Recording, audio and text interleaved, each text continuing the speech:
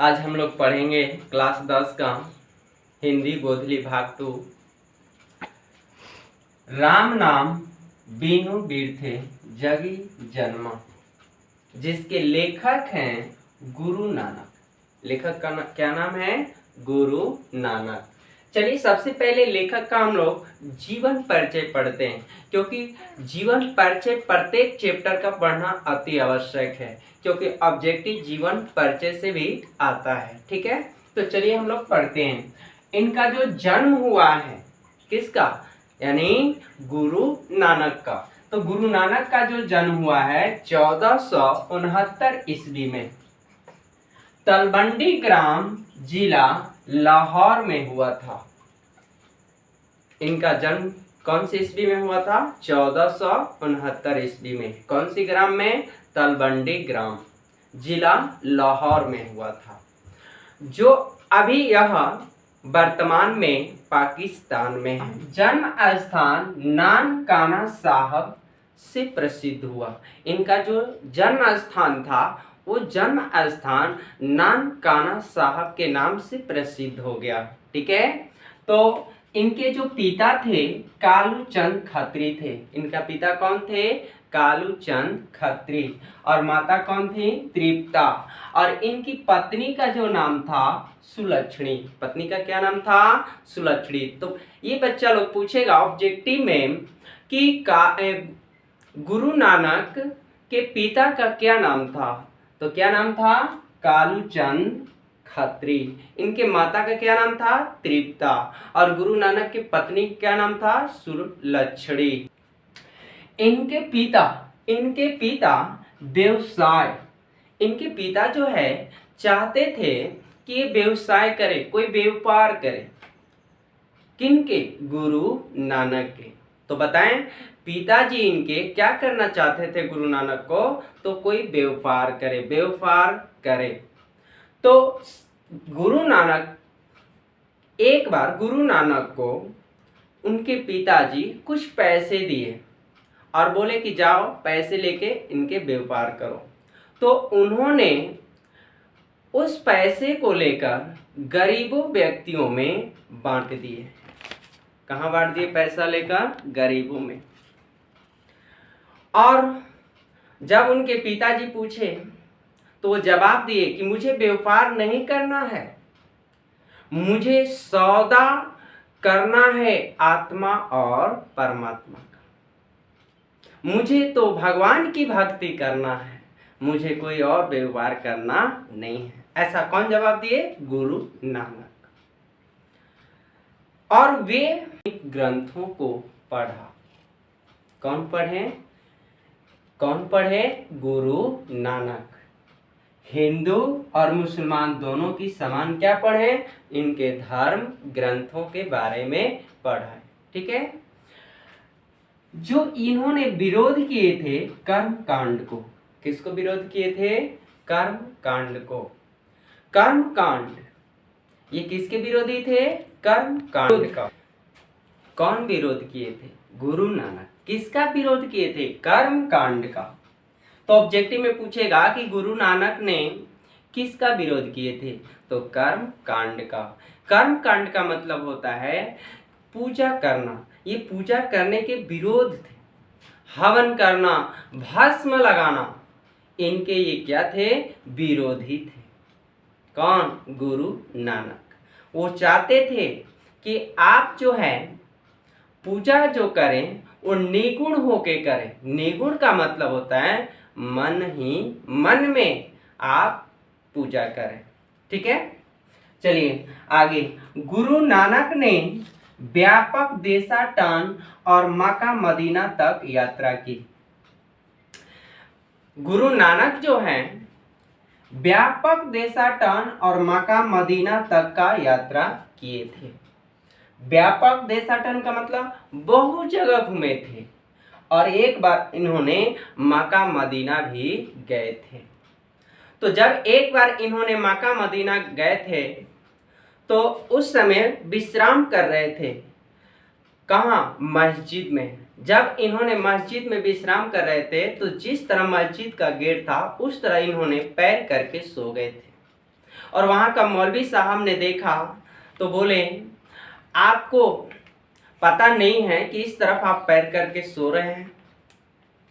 तो इन्होंने, गुरु नानक ने बोला कि भगवान तो हर जगह है, हम किस तरह करके पैर करके सोएं?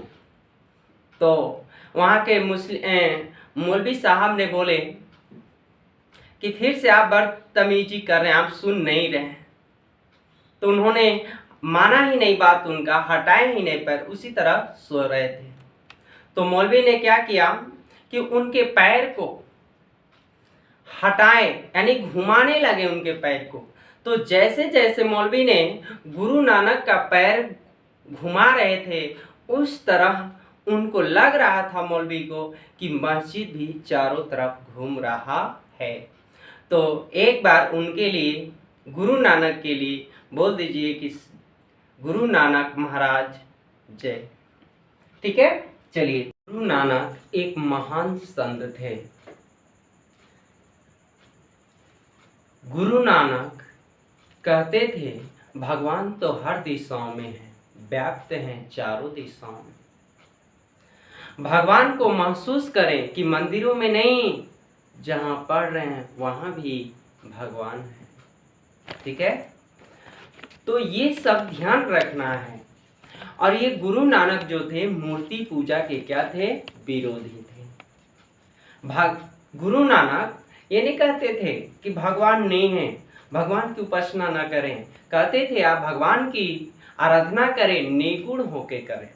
निर्गुण का मतलब होता है मन में आप बोलिए, मन में उच्चारण करें, मन में ही भगवान की उपासना करना, ये निर्गुण है। वो निर्गुण की धारा, वो निर्गुण में होके बोलता है सगुण। सगुण का मतलब होता है बोल बोल कर भक्ति करना। जैसे बोलते हैं जय सिया राम, जय सिया राम, जय श्री कृष्ण, जय श्री कृष्ण, यह सगुण है। तो गुरु नानक चाहते थे कि आप सगुण में भगवान की आराधना न करें, आप निर्गुण में करें। ठीक है, चलिए आगे। उस समय मुगल सम्राट बाबर से भेंट हुई थी। जिस समय गुरु नानक थे, उस समय उनसे बाबर से भी भेंट हुआ था। गुरु नानक ने सिख धर्म का प्रवर्तन किया है। ऑब्जेक्टिव में पूछेगा कि गुरु नानक ने किस धर्म का प्रवर्तन किया है, तो सिख धर्म का प्रवर्तन किया है। ठीक है, तो यहाँ तक हम लोग कर लिए हैं। और वो एक ही चीज बार बार बोल रहे थे कि आप जो है पूजा जो भी करना है, भगवान की आराधना करना है, आप निर्गुण होके करें। ठीक है, तो चलिए आगे बढ़ते हैं हम लोग। गुरु नानक ने पंजाबी के साथ हिंदी में भी कविताएं की।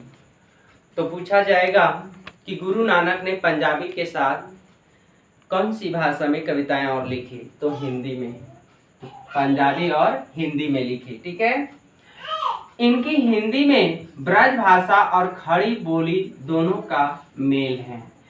जो गुरु नानक का जो हिंदी था, उनकी ब्रज भाषा भी था और खड़ी बोली दोनों था। ठीक है, इसके बाद इनके दोहे जो थे कबीर के रचनाएं जैसी थी।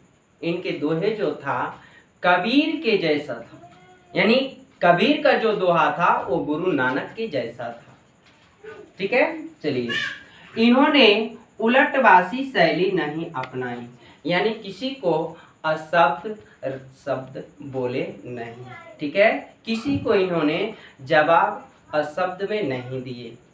ठीक है, इनके उपदेशों के अंतर्गत गुरु की महत्ता, इनके उपदेश जो थे गुरु की महत्ता था, संसार की क्षण भंगुरता था, ब्रह्मा की सर्वशक्तिमत्ता था, नाम जप की महिमा, ईश्वर का सर्वव्यापकता आदि बातें मिलती है। इनका मतलब ये हुआ कि क्षण भंगुरता, क्या लिखा गया है? क्षण भंगुरता। तो क्षण भंगुरता का मतलब समझिए कि संसार ज्यादा दिन चलने वाला नहीं है। यदि बोलते हैं कि यह मेरा है, तो आप समझिए वह आपका धन नहीं है, अर्थात रहेगा तो कुछ वर्ष तक रहेगा, अर्थात एक दिन चला जाएगा। ठीक है, चलिए। और इसके बाद हम लोग समझ शक्तिमता। इसका मतलब हुआ कि नाम की जाप करें, क्योंकि नाम की जाप की महिमा ईश्वर हर जगह है। ठीक।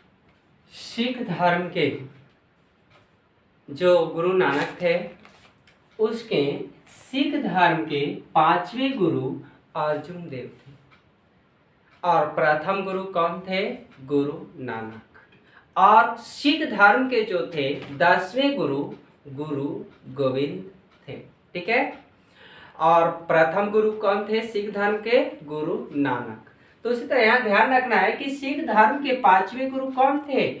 अर्जुन देव थे। इन्होंने 1604 ईस्वी में, कौन से ईस्वी में? 1604 ईस्वी में गुरु ग्रंथ साहिब के नाम से प्रसिद्ध हुआ। इन्होंने एक गुरु ग्रंथ साहिब पुस्तक लिखी। जितने ग्रंथ थे सिख धर्म के, सभी एक हिस्सा में करके उस पुस्तक का नाम क्या बनाया? ग्रंथ साहिब। और वही सिख धर्म के लोग उस पुस्तक को माथा टेकते हैं। ठीक है, चलिए आगे। गुरु नानक की रचनाएं जो है, जपुजी है, आशा दीवार है, रहीरास है और सोहिला है। पूछा जाएगा ऑब्जेक्टिव में कि गुरु नानक की रचनाएं कौन कौन हैं, या जपुजी के रचनाकार कौन हैं। तो कौन है? गुरु नानक। ठीक है, आशा दीवार के लेखक कौन है या रचनाकार कौन है? तो गुरु नानक। ठीक है, चलिए। उसी तरह यहाँ रहीरास है और कौन है? सोहिला है। ठीक है, चलिए। इन्होंने, गुरु नानक ने अपना प्राण त्याग दिए। कौन से ईस्वी में? 1539 ईस्वी में। कौन से ईस्वी में? 1539 ईस्वी में। क्या कहकर? वाहेगुरु कहकर। इन्होंने जब इनकी प्राण जा रहा था तो उस समय बोले वाहेगुरु, और वाहेगुरु कह के प्राण त्याग दिए। गुरु नानक जो थे हिंदी की निर्गुण के भक्ति धारा के कवि हैं। गुरु नानक जो हैं निर्गुण के कौन कवि हैं? भक्ति धारा के कवि हैं। ठीक है, तो यहाँ पर यह ध्यान रखना है कि गुरु नानक जो थे एक कौन सी भक्ति धारा कवि थे? निर्गुण। ठीक है, और कैसी धारा के थे? भक्ति धारा के। पूछा जाएगा कि रहीरास किन की रचनाएं हैं?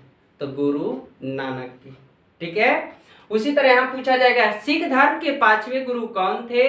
अर्जुन देव। और सिख धर्म के प्रथम गुरु कौन थे? गुरु नानक। और वही पूछा जाएगा कि सिख धर्म के 10वें गुरु कौन थे? गुरु गोविंद। इसके बाद 10 गुरु के बाद अब कोई गुरु सिख धर्म के नहीं है। वही गुरु जो बनाया गया सभी ग्रंथ को लेके, गुरु ग्रंथ साहिब। ठीक है।